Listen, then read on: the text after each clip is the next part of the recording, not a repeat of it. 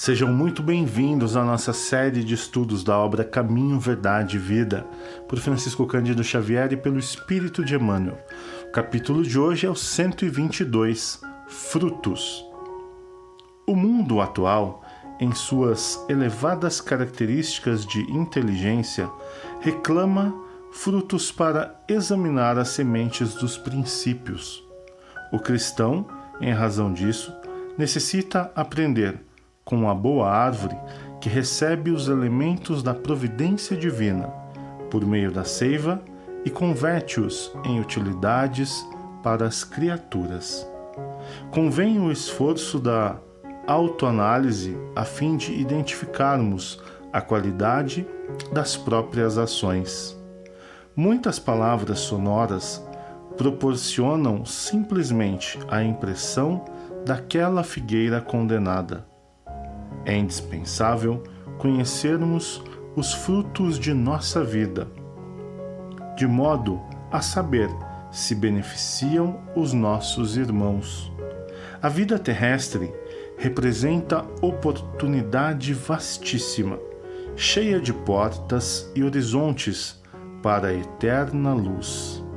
Em seus círculos, pode o homem receber diariamente a seiva do alto, transformando-a em frutos da natureza divina.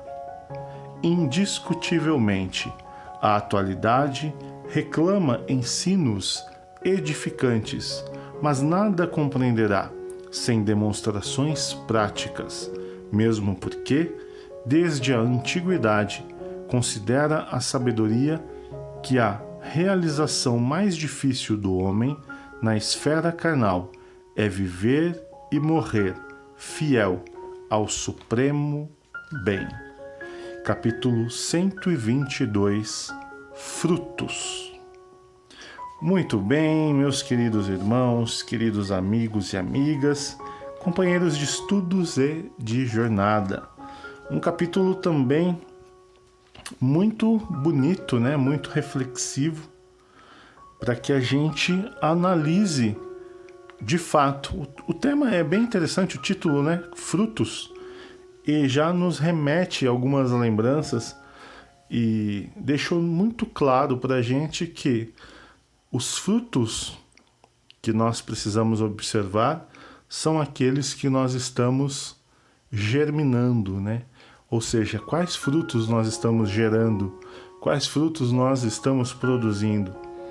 Nós, assim como nossos antepassados, assim como as nossas gerações futuras, nossos filhos, nossos netos, o que acontece é que nós sempre agimos muito por observação.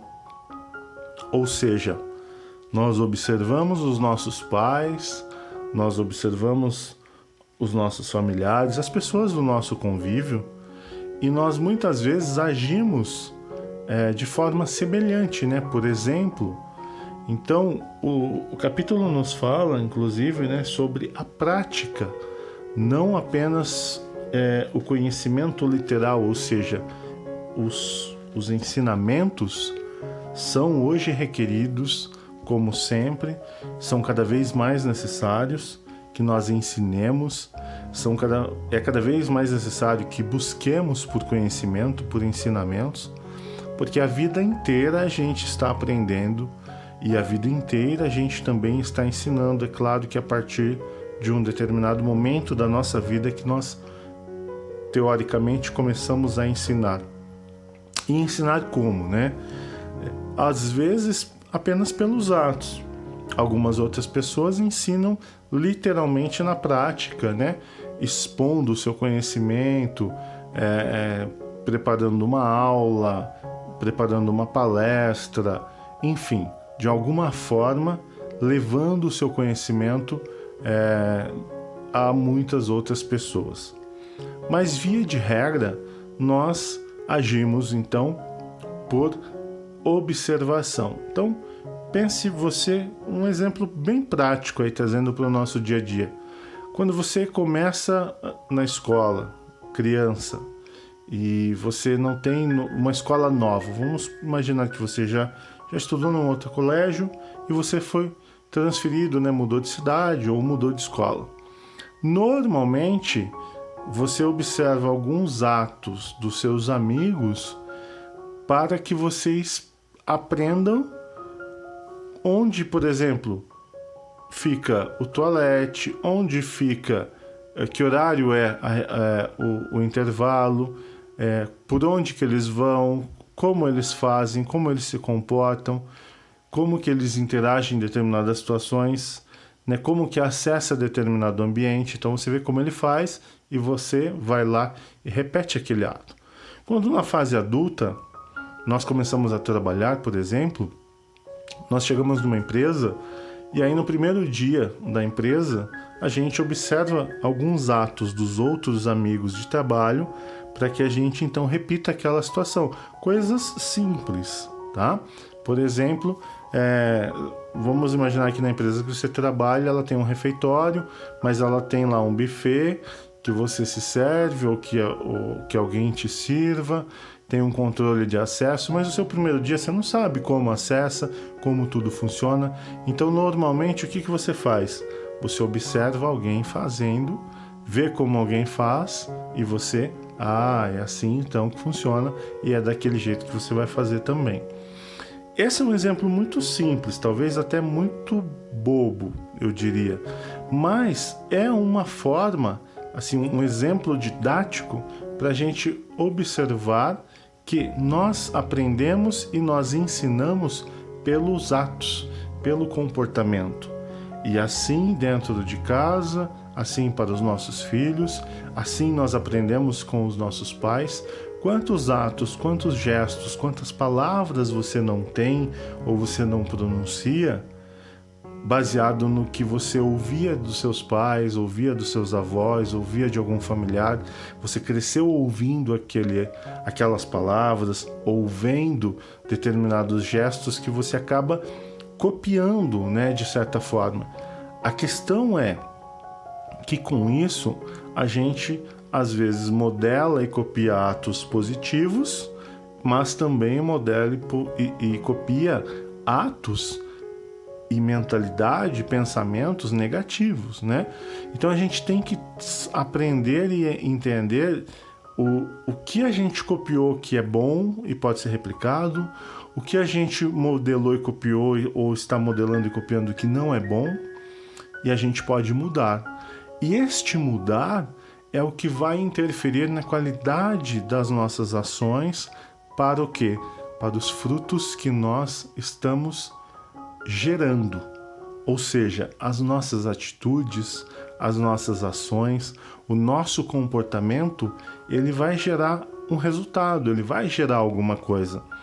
Então, as suas palavras positivas, as suas atitudes positivas, elas vão se conectar de certa forma com as outras pessoas do seu convívio, em todos os aspectos, e vão gerar isso nelas. Agora, se as suas palavras, as suas atitudes forem negativas, forem pessimistas, é isso que você vai estar transmitindo. Talvez são esses os frutos que você está semeando e naturalmente o que você vai colher? Mais do mesmo. Se você planta uma semente, isso é literário, né? Isso é óbvio e a gente ouve e muita gente já ouviu esses exemplos. Se você planta mamão, você só pode colher mamão.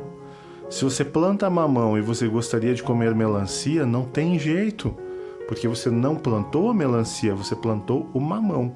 Então você vai colher o mamão e olha só, se você cultivar e cuidar desta semente, desta plantação, porque senão nenhum mamão você vai colher um dia. E assim é a nossa vida. Aquilo que nós plantamos de bem, aquilo que nós plantamos de amor, por mais que às vezes os outros nos agrida, por mais que às vezes os outros caçoem de nós, né? Que às vezes te humilhe, que às vezes te rebaixe, não tem problema. Não se diminua com isso. Olhe para o alto, olhe para o céu, conecte-se com Deus, confie e acredite em Jesus. Jesus, a história de Jesus eu não preciso nem contar aqui, todo mundo conhece. Passou o que passou e olha quem é Jesus, né? Então, nós não devemos jamais nos sentir pequenos, nos sentir derrotados, seja porque alguém te criticou, seja porque alguém riu de você, seja porque alguém quis te fazer passar vergonha. Deixa para Deus.